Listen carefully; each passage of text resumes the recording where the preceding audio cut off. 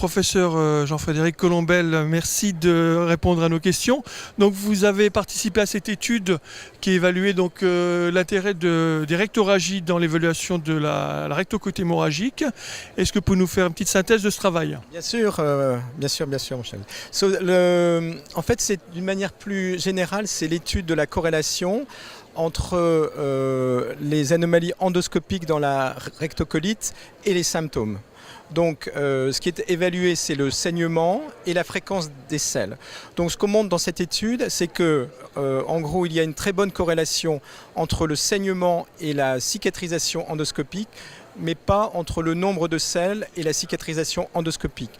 En clair, qu'est-ce que ça veut dire? Ça veut dire qu'en pratique, pour les malades, quand il y a persistance d'un saignement, c'est un drapeau rouge, ça veut dire que la muqueuse n'est pas cicatrisée.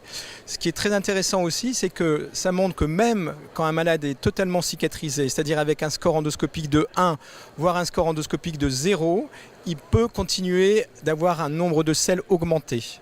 Et ça reflète, je suis sûr que tu t'en souviens, quelque chose qu'on a perdu de vue, qui sont les anomalies fonctionnelles au cours de la rectocolite, peut-être d'origine neurologique, qui font qu'au-delà de la cicatrisation muqueuse, endoscopique et même histologique, il peut persister des anomalies de la motricité ou de l'élasticité colique ou rectale qui expliquent le nombre de selles augmentées. Donc ça, c'est l'intérêt clinique.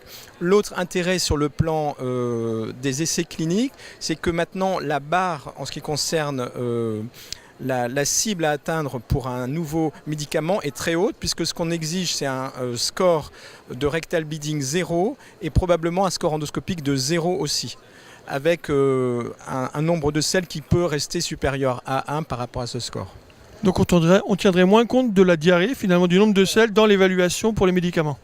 En fait, on sait que si, par exemple, tu veux exiger que le nombre de selles redevienne complètement normal, aujourd'hui, il n'y a aucun médicament qui a été montré comme pouvant obtenir ça. Merci beaucoup.